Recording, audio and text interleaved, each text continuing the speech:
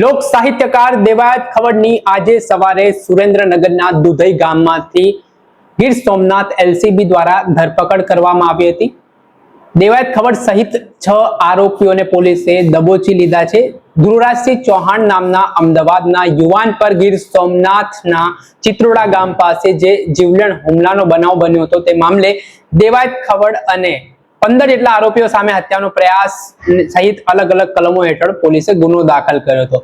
આ કેસની તપાસ સુરેન્દ્રનગરની તાલાળા પોલીસ કરી રહી હતી। 7 જેટલી અલગ અલગ પોલીસની ટીમ છે તે દેવાયત ખવડને શોધવા માટે કામે લાગી હતી।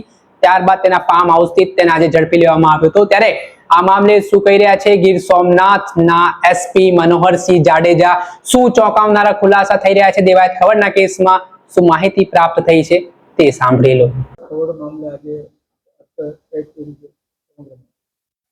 ગઈ તારીખ 12 ઓગસ્ટે તાલાળાના ચિત્રોડ ખાતે જે મારામારીનો બનાવ બનેલો એ બાબતે અમને ફરિયાદ મળેલી। ફરિયાદી ધ્રુવરાજસિંહ ચૌહાણ જે સનાથડ અમદાવાદના રહેવાસી છે અને એમની ફરિયાદ મુજબ દેવાયત ખવડ અને એમના બીજા 12 થી 15 સાથીઓ ગાડી એમની સાથે ભટકાડી અને મારામારી કરેલી અને હથિયાર પણ બતાવેલું અને લૂંટ પણ કરેલી। આ પ્રકારની ફરિયાદના આધારે ગીર સોમનાથ પોલીસે તાત્કાલિક અસરથી 7 અલગ અલગ ટીમો, જેમાં એલસીબીની 2 ટીમ, એસઓજીની 2 ટીમ અને તલાલા પોલીસ સ્ટેશનની 3 ટીમ, 7 અલગ અલગ ટીમો બનાવી અને અમે ફરિયાદ લીધા બાદ આરોપીની તપાસ માટે ટીમો રવાના કરેલી। શરૂઆતમાં ટેકનિકલ એનાલિસિસ કરતા સાસણની આજુબાજુ એમનું સતત અમને લોકેશન મળતા હતા, કેમ કે આરોપીઓ જે છે એ મોબાઈલ ફોન ફેંકીને જતા રહ્યા। એને કારણે થઈને સતત આખી રાત અમે જુનાગઢ જિલ્લામાં સાસણ અને આજુબાજુના ગામડાઓમાં પહેલે દિવસે તપાસ કરી। ત્યારબાદ અમે એમના પોતપોતાના જે ડાઉટફુલ લોકો હતા એના લિસ્ટ બનાવી, અગાઉના ગુનાઓમાં સામેલ હોય, એમના સોશિયલ મીડિયા કોન્ટેક્ટ હોય, એમના સીડીઆર એનાલિસિસ, એના આધારે લિસ્ટ બનાવીને જે ડાઉટફુલ લોકો હતા એમના તમામના ઘરે તપાસ ચાલુ કરેલી। એમના જેટલા પણ એડ્રેસ મળેલા એ તમામ એડ્રેસ ઉપર પોલીસ જઈ પૂછપરછ, નિવેદનો અને અન્ય કામગીરી ચાલુ કરેલી। જેના આધારે ગઈકાલે રાત્રે એક સ્પેસિફિક બાતમી હતી કે આ દેવાયત ખવડ અને એના સાથીઓ, અમુક સાથીઓ, બધા નહીં, જે એમના ગામ વતન દુધઈ આવવાના છે। એના આધારે પોલીસની ટીમ ત્યાં વોચમાં જ હતી। ત્યાંથી આજે વહેલી સવારે દેવાયત ખવડને એને અરેસ્ટ કરેલા છે અને એ સિવાય બીજા 3 માણસો જે છે એ જુનાગઢ જિલ્લાના ગાદોઈ ખાતેથી અરેસ્ટ કરેલા। આવી રીતે ટોટલ 7 આમાં આરોપીઓ જે છે અત્યારે સુધીમાં અમે અરેસ્ટ કર્યા છે। આ આરોપીઓ જે છે એમાંથી એક ફરિયાદમાં અમને નામ છે દેવાયત ખવડનું। બાકીના જે તમામ આરોપીઓ છે એની અમે આઈડેન્ટિફિકેશન પરેડ કરવાના છીએ અને આગળની લીગલ કાર્યવાહી ચાલુ કરવાના છે। સાહેબ, આ કાવતરું કરવાનું મુખ્ય કારણ કંઈ સામે આવ્યું છે કે નહીં? કઈ રીતે કર્યું હતું ને કોની ફરિયાદના આધારે કેટલા લોકો ઈજાગ્રસ્ત? અમારી પાસે જે ફરિયાદ આવી છે એમાં એક વ્યક્તિ ઈજાગ્રસ્ત છે અને એમની સારવાર જુનાગઢ ખાતે ચાલુ હતી।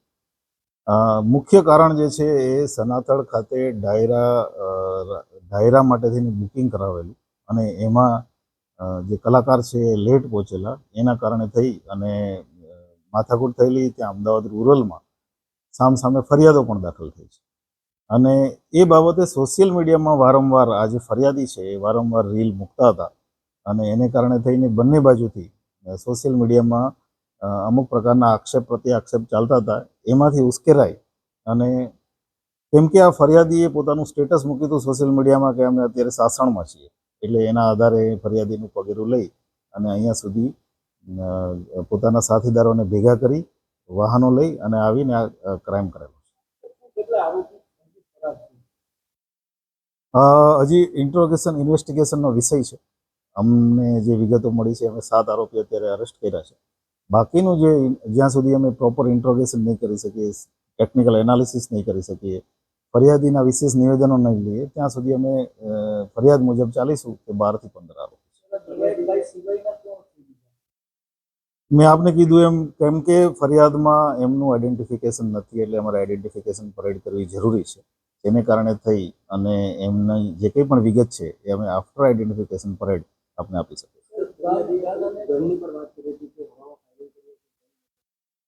અમે હજી આજે સવારે જ આરોપીઓને ત્યાંથી સુરેન્દ્રનગરથી અરેસ્ટ કરી રાઉન્ડ અપ કરીને લાવ્યા છીએ અત્યારે હજી ઓફિશિયલી અરેસ્ટ કરવાના અમારે બાકી છે. રાઉન્ડ અપ અને પૂછપરછ ચાલે છે. જ્યારે ડિટેલમાં જશું ત્યારે જ ખબર પડશે કે આમાં બીજા શું શું હથિયારોનો ઉપયોગ થયો છે, કેવી રીતે થયો છે, શું આગળનું ક્રાઇમ પેટર્ન છે. સાહેબ, આરોપીઓ વિરુદ્ધ કઈ કઈ કલમો લગાડવામાં આવી? આપને ખ્યાલ જ છે, આપને એફઆઈઆરની કોપી મળી ગઈ છે, પણ તેમ છતાં આપને કહી દઉં, બીએનએસની કલમ 109, 311, 118, 191, 1, 2 અને 3 અને 190 એવી અનેક પ્રકારની અને આર્મ્સ એક્ટની કલમો લગાવી છે. આરોપી વિરુદ્ધ અત્યાર સુધીમાં કેટલા ગુના? કેમ કે જે દેવાયત ખવડ છે એનું નામ છે એફઆઈઆરમાં અને એનું હિસ્ટ્રી અમારી પાસે છે, તો એની વિરુદ્ધમાં અત્યાર સુધીમાં 5 ગુના નોંધાયેલા છે. જેમાં એક એટેમ્પ ટુ મર્ડરનો રાજકોટમાં છે, એક જે ગુનો છે સનાથલ ખાતે જે ચીટિંગનો ગુનો છે, અને એ સિવાય આર્મ્સ એક્ટના ગુના. આરોપીઓ સફળતાપૂર્વક પોલીસને હાથમાં લાગે તેના માટેની તકેદારી આપતા હતા, મોબાઈલો પકડી લીધા હતા. આમ છતાં પોલીસ એમના સુધી પહોંચી ગઈ. શું એવો સોર્સ પોલીસ કઈ રીતે એમની સુધી ગઈ?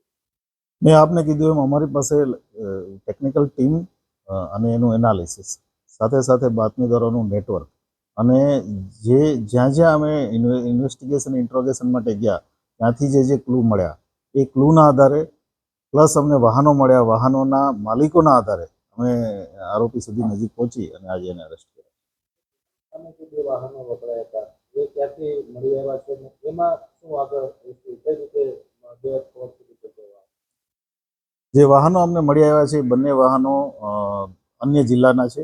એક અમરેલીનું પાસિંગ છે અને એક બીજું છે રાજકોટનું છે. એનું પાસિંગ બનાસકાંઠા થરાદનું છે. આ વાહનોની ડિટેલ કાઢતા અમને વાહનોના માલિકો ઇન્ટ્રોગેશન કરવાનો મોકો મળ્યો અને ત્યાર પછી અમે એમાં આગળ વધી શક્યા. આ બંને વાહનો 15-20 દિવસ પહેલેથી જે તે વ્યક્તિઓ દ્વારા, એમના સાથીદારો, આરોપીઓ દ્વારા લેવામાં આવ્યા હતા અને ત્યાર પછી આ ક્રાઇમમાં ઉપયોગ થયો છે.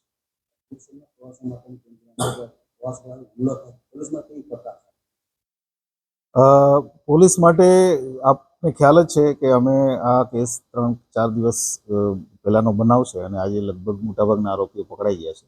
આ સિવાય પણ આ જિલ્લામાં જેટલા પણ અમે 5 ગુજસીટો કરી છે, એક પણ આરોપી બાકી નથી પકડવાનો. અમે જેટલા શરીર સંબંધી નાના પણ બનાવો બને છે એમાં બહુ મજબૂતાઈથી અને ગીર સોમનાથ જિલ્લા પોલીસ કડકાઈથી કામગીરી કરી અને તમામ આરોપીઓ અમે પકડી લીધા છે. માનું છું કે પૂર્વાયોજિત કાવતરું રચીને જ આ ઘટનાને અંજામ આપી ચૂક્યો હોય, સાચું છે? પ્રાઇમરીલી અમને એવું લાગે છે કે આ જે સોશિયલ મીડિયામાં એકબીજાને ફોલો કરતા હતા અને જે આરોપીઓ છે એ પ્રયત્નમાં હતા કે આ વ્યક્તિ જે ફરિયાદી છે એ જ્યારે પણ મોકો મળે ત્યારે એને બદલો લેવો, કેમ કે ફરિયાદીએ એમની બાઇક, એમની કાર જે તે સમયે તોડી નાખીને પાણીમાં નાખી દીધી હતી અને બદલો લેવા માટેના ઈરાદા સાથે ઘણા સમયથી એ ફિરાકમાં હતા અને એ એમને મોકો મળતા એમણે કાર્યવાહી કરી. કેટલા દિવસની રિમાન્ડ પોલીસ માંગી શકે? કેમ કે અમારે આમાં હજી ઘણું ઇન્વેસ્ટિગેશન કરવું જરૂરી છે, એટલે અમે મેક્સિમમ. તપાસના કયા મુદ્દાઓ રહેશે જણાવી શકો?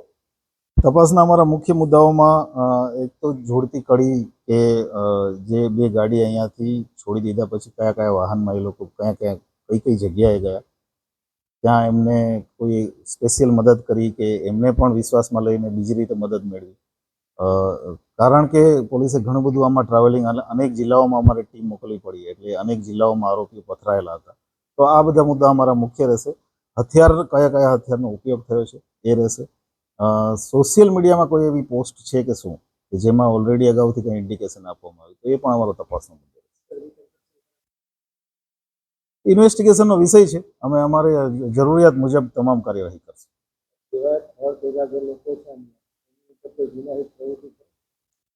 જુગારના કેસીસ છે, નાના મોટા મારામારીના કેસીસ છે. મેજર કોઈ અત્યારે જે અમને, કારણ કે ખૂબ જ પ્રાઇમરી વિગત છે અમારી પાસે, એટલે જ્યાં સુધી અમે એનું પ્રોપર ડિટેલ નહીં કાઢીએ, ઇન્વેસ્ટિગેશન પ્રોપર નહીં કરીએ ત્યાં સુધી આપને બહુ ડિટેલમાં નહીં કહીશું.